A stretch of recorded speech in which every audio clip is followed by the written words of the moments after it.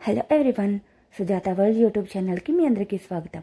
మా supporters, subscribers, viewers మీ అందరికీ కూడా పేరు పేరున మా హృదయపూర్వక ధన్యవాదాలు.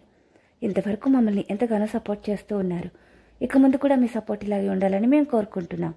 మరి ఈ వీడియో కూడా చివరి వరకు చూడండి. మీకు నచ్చితే తప్పకుండా అందరికీ షేర్ చేయండి. ఈ ఇన్ఫర్మేషన్ కనీసం ఒక్కరికైనా యూజ్ అవుతుంది కదా. ఇక మీ అందరికీ నూతన సంవత్సర శుభాకాంక్షలు. మరి న్యూ ఇయర్ వస్తుందంటే మనందరికీ చాలా హ్యాపీగా ఉంటుంది కదా. సో ఈరోజు న్యూ ఇయర్ గురించి కొన్ని విషయాలు మీతో షేర్ చేసుకోవాలనుకుంటున్నాను. ఫ్రెండ్స్, ఈ వీడియోలో ఒక ఫార్ములా కూడా చెప్తాను. చివరి వరకు చూస్తే అది మీకు కూడా తెలుస్తుంది. ఇక న్యూ ఇయర్ వస్తుంది అంటే మనం చాలా ఎక్స్పెక్టేషన్స్ పెట్టుకుంటాం కదా. అయితే ఎక్స్పెక్ట్ చేయటం మంచిదే, కానీ ఓవర్ ఎక్స్పెక్టేషన్ ఉండకూడదు. గత సంవత్సరం కంటే ఈ ఇయర్ చాలా చాలా బాగుండాలి, మంచి జరగాలి అని కోరుకుంటాం. కానీ ఇయర్స్ని బట్టి, రోజులను బట్టి కాదు కదా మంచి జరిగేది. మనం దానికి తగ్గట్టుగా ప్రయత్నిస్తే తప్పకుండా మంచి జరుగుతుంది. అంటే మన థింకింగ్ పాజిటివ్గా ఉండాలి. ఎప్పుడు మన ఆలోచన పాజిటివ్గా ఉంటే మనకి ఎప్పుడు మంచి జరుగుతుంది. ఎందుకంటే అదే ఫిబ్రవరి, అదే జనవరి కదా, అవే డేట్స్, అవే మంత్స్.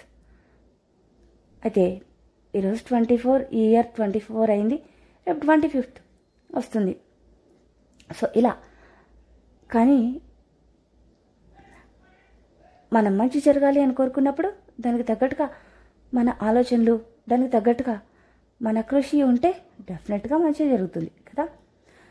ఇంకా తర్వాత సెలబ్రేషన్స్, మనం చాలా ఎక్స్పెక్టేషన్స్తో చాలా గ్రాండ్గా సెలబ్రేట్ చేయాలనుకుంటాం కదా. దీనికోసం మనం చాలా డబ్బులు ఖర్చు పెడుతూ ఉంటాం.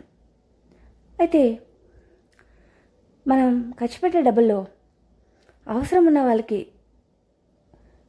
కొంత ఇవ్వగలిగితే, వాళ్ళతో కలిసి మనం సెలబ్రేట్ చేసుకుంటే చాలా బాగుంటుంది కదా.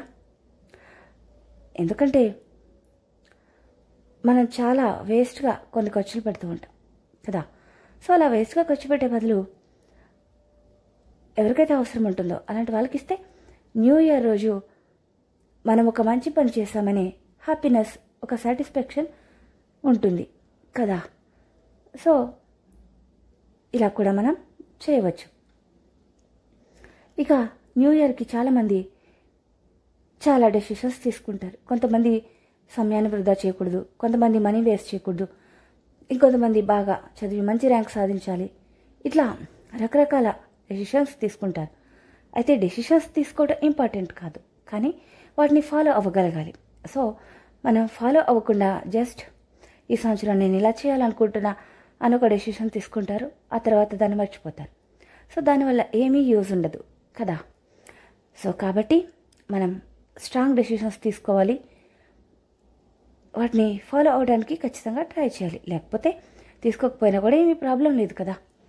సో ఇంకా తర్వాత చాలామంది అదృష్టాన్ని నమ్ముకుంటూ ఉంటారు.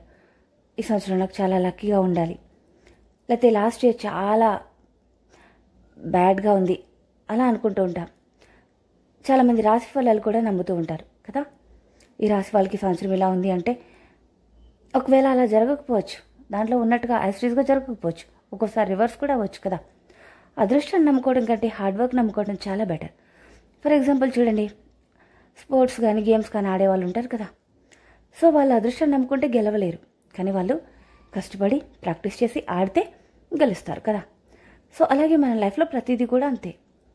అన్ని సందర్భాల్లో అదృష్టం అనేది మనకి వర్క్ అవ్వదు కదా, కానీ హార్డ్ వర్క్ ఎప్పుడు కూడా మనకి హెల్ప్ చేస్తుంది. సో కాబట్టి ఈ రాశి ఫలాలు కానీ అదృష్టం కానీ ఇట్లాంటివి మనం ఎక్కువగా వాటిపైన డిపెండ్ అవ్వకూడదు. సో మన సంకల్పం మంచిదై ఉండాలి, మన ఆశయం మంచిదై ఉండాలి, దానికి తగినట్టుగా మనం హార్డ్ వర్క్ చేయాలి. అప్పుడు ఖచ్చితంగా మన లైఫ్లో మంచి జరుగుతుంది.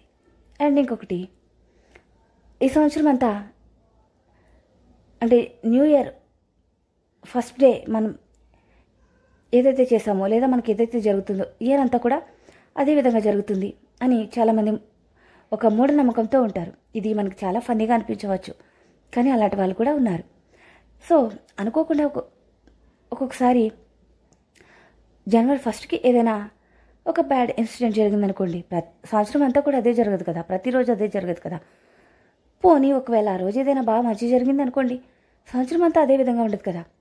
ఒకటి మనం గుర్తుపెట్టుకోవాలి, మంచి చెడు ఇవన్నీ ఎప్పుడు కూడా మనతో రెండు కూడా ఖచ్చితంగా మన లైఫ్ అంతా కూడా మనతో పాటే ట్రావెల్ చేస్తూ ఉంటాయి. సో కాబట్టి దేన్ని మనం ఎక్కువగా ఎక్స్పెక్ట్ చేయకూడదు. ఏదొచ్చినా సరే పాజిటివ్గా దాన్ని స్వీకరించగలగాలి. సో అప్పుడే మన లైఫ్ సాఫ్ట్గా హ్యాపీగా వెళ్ళిపోతుంది. లేదు అనుకోండి, మన లైఫ్లో చాలా డిస్టర్బ్ అనిపిస్తూ ఉంటుంది. మన మైండ్ చాలా డిస్టర్బ్ అయిపోతే మనం కాన్ఫిడెన్స్ కోల్పోతాం కదా. సో కాబట్టి మనం ఏది జరిగినా సరే దాన్ని పాజిటివ్గా తీసుకోగలిగే విధంగా ప్లాన్ చేసుకోవాలి. సో అప్పుడు ఏ సంవత్సరమైనా కూడా ఏ రోజైనా కూడా హ్యాపీగా వెళ్ళిపోతుంది.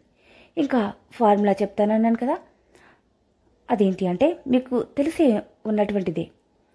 Fast is experience, present is experiment, future is achievement. అంటే ఫాస్ట్ గడిచిన కాలం తిరిగి రాదు, కానీ దానిలో నుంచి మనకి కొన్ని అనుభవాలు మిగిల్చి వెళ్ళిపోతుంది కదా. సో వాటిని మనం అప్పుడప్పుడు నెమరు వేసుకుంటూ ఉంటాం. గత సంవత్సరంలో లేదా అంతకంటే ముందు సంవత్సరంలో ఇలా జరిగింది అలా జరిగింది అనుకుంటూ ఉంటాం కదా. సో ఇవన్నీ మనకి అనుభవాలు. ప్రతి అనుభవం కూడా ఖచ్చితంగా మనకి ఒక లెసన్ నేర్పుతుంది.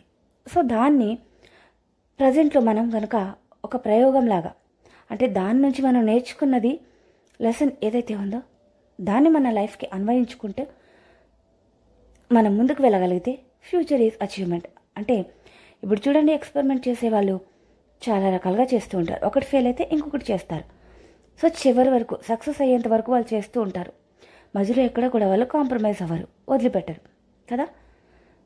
సో అదేవిధంగా మన లైఫ్లో కూడా ఫాస్ట్లో మనకు చాలా జరిగిపోతూ ఉంటాయి, కానీ వాటిని ప్రజెంట్లో మనం ఇక్కడితో నా జీవితం అయిపోయింది, ఇలా జరిగింది కదా ఇంకా అయిపోయింది అని అనుకోకుండా దాని నుంచి మనం నేర్చుకున్న వాటిని మరో విధంగా మనం మార్చుకొని మన లైఫ్ను ముందుకు కొనసాగించుకుంటూ ఉంటే మన లైఫ్లో మనం అనుకున్నటువంటి అచీవ్మెంట్స్, విజయాలు తప్పకుండా మనల్ని వరిస్తాయి. సో జరిగిన కాలం కంటే కూడా ప్రజెంట్ మనం ఏ విధంగా ఉంటున్నామో అదే మన ఫ్యూచర్ని డిసైడ్ చేస్తుంది.